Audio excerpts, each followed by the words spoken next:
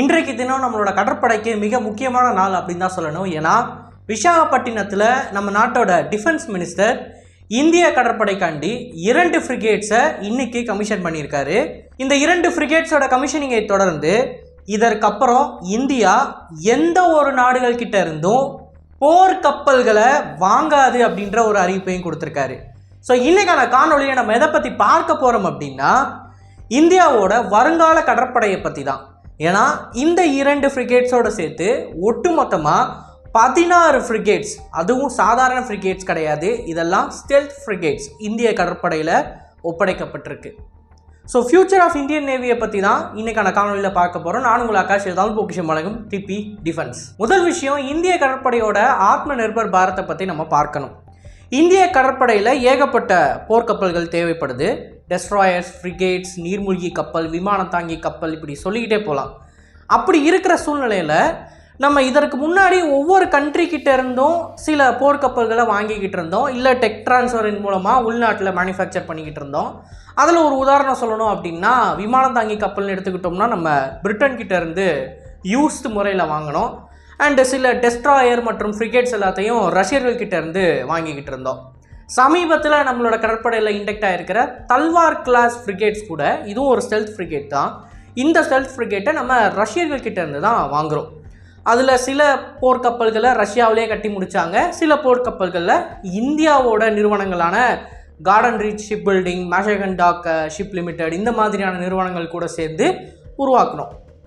இப்போது இதெல்லாம் பார்த்தோம் அப்படின்னா முன்னாடி வேறு நாடுகள் கிட்ட இருந்து மட்டும்தான் நம்ம வார்ஷிப்ஸை வாங்க முடியும் அப்படின்ற சூழ்நிலை இருந்துச்சு. அதை பல வருடங்களுக்கு முன்னாடியே இந்திய கடற்படை உணர்ந்து கொஞ்சம் கொஞ்சமாக மாற்ற ஆரம்பித்தாங்க. ஒரு உதாரணத்துக்கு சொல்லணும் அப்படின்னா முதல்ல அந்த போர்க்கப்பல்களில் இருக்கக்கூடிய ஏவுகணைகள், டோர்பீடோ, சோனார்ஸ், இந்த மாதிரியான விஷயங்களில் இண்டிஜினியஸ் கண்டென்ட்டை கொண்டு வந்தாங்க. டிஆர்டிஓ முதல் முறையாக இந்தியாவில் ஒரு இண்டிஜினியஸான சோனார் ஒன்றை கண்டுபிடிச்சாங்க. அதற்கப்புறம் நம்ம பிரம்மோஸ் ஏவுகணையோட இண்டக்ஷனை கொண்டு வரோம். அப்புறம் சர்ஃபேஸ் டு ஏர் ரோலுக்காண்டி நம்ம இஸ்ரேலிகள் கூட டைப்பை வச்சு அவங்களோட பராக் 8 கொண்டு வரோம். அதுக்கப்புறமா தான் நம்ம என்ன பண்ணுறோம், ஓகே முழுக்க முழுக்க கப்பல்களோட ஹல்ல இருந்து எல்லாமே நம்ம உள்நாட்டில் டிசைன் பண்ணலாம் அப்படின்னு சொல்லி இப்போது இந்தியாவில் உருவாக்கப்படுற எல்லா கிளாஸ் ஆஃப் போர் கப்பல்களுமே கிட்டத்தட்ட 75% இண்டிஜினஸ் கண்டென்ட்டோடு இருக்குது. இந்த 75% மேட்ருக்கு நான் அப்புறம் வரேன். பட் மோஸ்ட்லி எல்லா போர்க்கப்பல்களுமே இந்தியாவில் தான் கட்டிக்கிட்டு இருக்கோம், இதுக்கப்புறமும் கட்ட போகிறோம். இப்போது 75% இண்டிஜினஸ் கண்டென்ட்டில் ரொம்ப முக்கியமான சில மேட்ரு இண்டிஜினஸாக உருவாக்க வேண்டியது இருக்குது. இதர காம்பனன்ட்ஸ் கூட நம்ம வெளிநாடுகள் கிட்ட இருந்து இம்போர்ட் பண்ணிடலாம். ஆனால் சில காம்பனன்ட்ஸ் முழுக்க முழுக்க இந்தியாவில் தான் தயாரிச்சாகணுன்ற சுச்சுவேஷன் இப்போயுமே இருக்குது. அதில் ஒரு உதாரணம் சொல்லணும் அப்படின்னா LM2500, இந்த LM2500 அப்படின்றது ஒரு கேஸ் டர்பைன் என்ஜின். இந்த கேஸ் டர்பைன் என்ஜின் தான் நம்மளோட இண்டெக்ட் ஆகிருக்கிற 2 ஃப்ரிகேட்ஸில் பொருத்தப்பட்டிருக்கிற கேஸ் டர்பைன் என்ஜின்ஸ். இதை ஜெனரல் எலக்ட்ரிக் அப்படின்ற நிறுவனம் தான் உருவாக்குது, GE அமெரிக்கன்ஸ். ஸோ அமெரிக்காவிலேருந்து தான் இந்த போர்க்கப்பலுக்கான என்ஜினை நம்ம உள்நாட்டுக்கு இண்டெக்ட் பண்ணியிருக்கோம். இப்போது இதை நம்ம மாற்றி ஆகணும். ஏன்னா ஒரு போர்க்கப்பலோட கிரிட்டிக்கலான காம்பனண்ட் அப்படின்னு எடுத்துக்கிட்டோம்னா அது இந்த என்ஜின் தான் சொல்லணும். ஏன்னா அந்த என்ஜின் தான் அந்த போர்க்கப்பல் கடைசியில் எந்த அளவுக்கு வேகமாக போக போகுது அப்படின்றத முடிவு பண்ண போகுது. கடலில் போர்க்கப்பல்களில் அதோட வேகம் அப்படின்றது மிக மிக மிக முக்கியமான ஒன்று. வேகத்தை நம்ம அவ்வளோ குறைச்சி எதை போடக்கூடாது. எந்த அளவுக்கு பிரம்மோஸ் ஏவுகணை முக்கியமோ அதே அளவுக்கு அந்த கப்பலோட வேகமும் முக்கியம். அந்த வேகத்தை கொடுக்கக்கூடிய என்ஜினை நம்ம இப்போ வெளிநாடுகள் கிட்டேருந்து வாங்கிட்டு இருக்கோம் அப்படின்றது நமக்கு ஃப்யூச்சரில் பிரச்சனையை ஏற்படுத்தும். ஆனால் இதையுமே இந்திய கடற்படை முன்கூட்டியே நோட்டீஸ் பண்ணிட்டாங்க. ஸோ கடற்படையோட தனிப்பட்ட முயற்சியால் உள்நாட்டில் ஒரு கேஸ் டர்பைன் என்ஜினையும் இல்லை ஒரு டீசல் ப்ரொபல்ஷனையும் உருவாக்குறதுக்கான ஃபண்டிங் ப்ராப்பராக கொடுக்கப்பட்டிருக்கு. அந்த முயற்சியும் ஆரம்பித்தாச்சு. ஸோ நேவியிலேருந்து என்ன பண்ணியிருக்காங்க அப்படின்னு பார்த்தீங்கன்னா இந்த கப்பலோட ஹல்லில் ஆரம்பித்து இதோட வெப்பன்ஸ் மேனேஜ்மெண்ட் சிஸ்டம், சில முக்கியமான கன்ஸ், டோர்பீடோஸ் அப்படின்னு சொல்லி எல்லா காம்பனண்ட்டையும் இங்கே இருக்கிற கவர்மெண்ட் ஓன்ட் என்டிட்டிஸ் கிட்ட பிரித்து கொடுத்துட்டாங்க. அண்ட் அது கூடவே சேர்த்து கார்டன் ரீச் ஷிப் பில்டிங், அப்புறம் LNT மாதிரியான நிறுவனம், மேஷகன் டாக் ஷிப்பிங் லிமிடெட், இந்த மாதிரி கம்பெனிஸ் கிட்டையும் அதை கொடுத்துட்டாங்க, ப்ரைவேட் கம்பெனிஸ் கிட்ட கொடுத்துட்டாங்க. ஸோ ப்ராப்பரான ஈகோ சிஸ்டமை இந்திய கடற்படை கிட்டத்தட்ட ஒரு 10 வருஷமாக இந்தியாவில் உருவாக்கிட்டாங்க. அதனால் கிடைக்கிற பலனை தான் இன்றைக்கி இந்திய கடற்படை அனுபவிச்சுக்கிட்டு இருக்காங்க. சில கிரிட்டிக்கலான காம்பனன்ஸை தவிர்த்து, ஃபார் எக்ஸாம்பிள் சொல்லணும் அப்படின்னா இந்த MF ஸ்டார் அப்படின்னு சொல்லக்கூடிய ரேடாரை நம்ம சொல்லலாம், search and tracking radar.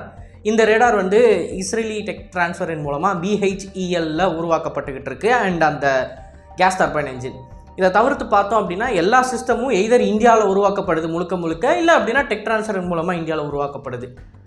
So இந்த அளவுக்கு இந்திய கடற்படை கொண்டு வந்திருக்காங்க இல்லையா? இதை ஏன் நம்ம இன்னைக்கு தேதிக்கு ரொம்ப ஸ்ட்ரெஸ் பண்ணி சொல்கிறோம் அப்படின்னா, AMCA அப்படின்னு சொல்லி ஒரு ஃபைட்டர் ஜெட் ப்ரோக்ராம் இருக்குது, 5ஆம் தலைமுறை ஃபைட்டர் ஜெட் ப்ரோக்ராம். இந்த ப்ரோக்ராமுக்கு கீழே ப்ரோட்டோடைப்ஸை உருவாக்குறதுக்கான ப்ரைவேட் கம்பெனிஸ் டெண்டர் அப்படின்றது ஹிந்துஸ்தான் ஏரோநாட்டிக்கல் லிமிடெட் மற்றும் ADA லிமிடெட் மூலமாக கொடுக்கப்பட்டிருக்கு. ஸோ ப்ரைவேட் வெண்டர்ஸ் வந்து அதில் போட்டி போடணும், போட்டி போட்டு யார் கம்மியான காசில் காம்பனன்ஸை உருவாக்கி தராங்களோ அவங்களுக்கு கான்ட்ராக்ட் போகும். இதற்கான ஃபண்டிங் வந்து ஆல்ரெடி ஒதுக்கியாச்சு.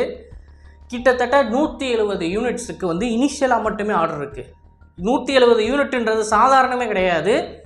ஒவ்வொரு போர் விமானமும் அவ்வளோ காஸ்ட்லியான ஒரு காம்பனன்ஸை பயன்படுத்தும். ஸோ 170 ஆர்டர் அப்படின்றது ரொம்ப சாதாரணமே கிடையாது. இது வந்து இனிஷியலாக இருக்குது, இன்றைக்கி தேதி இருக்குது 170ன்ற ஆர்டர். இந்த விமானம் பறக்க ஆரம்பிச்சிருச்சு அப்படின்னா அது அப்படியே 3 மடங்காக மாறும். எப்படி தேஜஸுக்கு இனிஷியல் ஆர்டர் வந்து கம்மியாக இருந்துச்சு, அதுக்கு அடுத்து இமீடியட்டாக ஒரு 86 போர் விமானங்கள் சேர்ந்துச்சு. அந்த மாதிரி தான் AMCலையும் இனிஷியலாகவே இருக்கிறத விட 3 மடங்கு அதிகமாக மாறப்போகுது. ஃபண்டிங் அவ்வளோ ஃபண்டிங் ஒதுக்கியிருக்காங்க. அண்ட் இந்திய விமானப்படை இதற்கு அவங்களோட ஃபுல் டைம் அண்ட் ஃபோக்கஸை வந்து கொடுத்துக்கிட்டு இருக்காங்க. இந்த சூழ்நிலையில் இவ்வளவு தூரம் இருந்தும் ஒரு தனியார் நிறுவனம் கூட அந்த டெண்டரில் பங்கேற்கவில்லை, ஒன்று கூட பங்கேற்கலை. இதன் காரணமாக AMCAவுக்கான டெண்டரை மீண்டும் தள்ளி வச்சுருக்காங்க, டேட்டை கொஞ்சம் எக்ஸ்டெண்ட் பண்ணியிருக்காங்க. இப்போ இது எதை உணர்த்துது அப்படின்னு பார்த்தீங்கன்னா, இன்றைக்கி தேதிக்கு ப்ரைவேட் செக்டர்ஸை ஏரோஸ்பேஸுக்கு கொண்டு வர்றதுக்கு போதுமான அளவுக்கு அரசாங்கமும் சரி, அரசாங்க நிறுவனங்கள், ஃபார் எக்ஸாம்பிள் நம்ம ஹிந்துஸ்தான் ஏரோநாட்டிக்கல் லிமிடெடையோ இல்லை ADAவோ இல்லை DRDO இந்த மாதிரி நிறுவனங்களை சொல்லலாம், இவங்கெல்லாம் ப்ராப்பராக ஒரு இன்சென்டிவ் கொடுக்கல, ஒரு நம்பிக்கை கொடுக்கல அப்படின்றது தெள்ள தெளிவாக தெரியுது. அண்டு இந்திய ப்ரைவேட் கம்பெனிஸ் வந்து இன்கேப்பபிள், அவங்களால ஒன்றுமே பண்ண முடியாதுப்பா, அவங்க எதுக்குமே லாய்க்கு இல்லைப்பா அப்படின்னு சொல்லிட முடியாது. ஏன்னா அதற்காண்டி தான் இதற்கு முன்னாடி நான் இந்திய போர்க்கப்பல் எப்படி உருவாகுதுன்ற கதையை நான் கொடுக்குறேன். ஸோ கடற்படை ஒவ்வொரு சிஸ்டமையும் இந்தியாவில் ப்ரைவேட் வெண்டர்ஸ்கிட்டையும் இந்தியாவில் இருக்கக்கூடிய ஸ்டேட் ஓன்டு பிளேயர்ஸ் BHEL அப்புறம் DRDO இந்த மாதிரி நிறுவனங்கள் கிட்டையும் பிரித்து கொடுத்து ப்ராப்பராக அவுட்புட் எடுக்கிறப்ப இந்திய விமானப்படையும் ஹிந்துஸ்தான் ஏரோநாட்டிக்கல் லிமிடெட் ADAவும் முன்னாடியே வேலை செஞ்சு ஒரு ஈகோ சிஸ்டமை உருவாக்கியிருந்தாங்க அப்படின்னா இன்றைக்கி தேதிக்கு AMCAவுக்கு ஒரு டெண்டர் கூட வராமல் இருந்திருக்கும், ஒன்று கூட வரல. ஸோ இந்திய கடற்படை எவ்வளோ சிறப்பாக செயல்படுது அப்படின்றத விமானப்படையில் இருக்கிறவங்க கண்டிப்பாக பார்த்தாக வேண்டும். இது ஒரு வேக்கப் கால். ஒட்டுமொத்தமாக யாராலையுமே இண்டிஜினைசேஷன் பண்ண முடியல, ஆர்மியால் பண்ண முடியல, நேவியால் பண்ண முடியல, ஏர்ஃபோர்ஸால் பண்ண முடியல அப்படின்னா நம்ம வந்து AMCA ப்ராஜெக்டை வந்து ஹோப்லெஸ்ஸாக வைக்கலாம். சரி யாருமே பண்ணலப்பா அதனால் இது இப்படி தான் அப்படின்னு சொல்லலாம். ஆனால் இங்கே கடற்படை மிக சிறப்பாக ஒரே நேரத்தில் வார்ஷிப்பை இண்டெக்ட் பண்ணுறாங்க. இங்கே அதான் நம்ம பார்க்கணும், வார்ஷிப்பையும் சரியான நேரத்தில் இண்டெக்ட் பண்ணுறாங்க. அவங்களோட ஒவ்வொரு ஆசட்டையும் கரெக்டாக இண்டெக்ட் பண்ணிக்கிட்டே இண்டிஜினைசேஷன் பக்கம் போயிட்டுருக்காங்க. ரெண்டுமே பேரலாக கரெக்டாக நடந்துக்கிட்டு இருக்கு. ஆனால் இந்திய விமானப்படை ஒன்று இண்டிஜினைசேஷன் பக்கம் போகிறாங்க, இல்லை அப்படின்னா ஒட்டு மொத்தமாக ஸ்குவாட்ரனை எழுப்ப முடியாமல் வேறு ஏதாவது வெளிநாடுகள் கிட்டே இருந்து இறக்குமதி பண்ணிடலாம் மொத்தமாக அப்படின்ற லெவலுக்கு போகிறாங்க. ஒன்று இங்கிட்டு போனால் இங்கிட்டு போயிடுறாங்க, இல்லை அங்கிட்டு போனால் அங்கிட்டு போயிடுறாங்க. இந்த மாதிரியான ஒரு சினாரியோவிலேருந்து நம்ம வெளியே வரணும் அப்படின்னா வேறு வழியே கிடையாது. HAL நிறுவனத்தில் இன்னமும் அதிகமான தொழிலாளிகளை சேர்க்க வேண்டும். இப்போதைக்கு கரண்ட்டாக 25,000 பேர் வேலை செய்கிறாங்க, இதை இன்னும் அதிகப்படுத்தணும். HALக்கான ஃபண்டிங்கை அதிகப்படுத்த வேண்டும், ADAக்கான ஃபண்டிங்கை அதிகப்படுத்தணும்.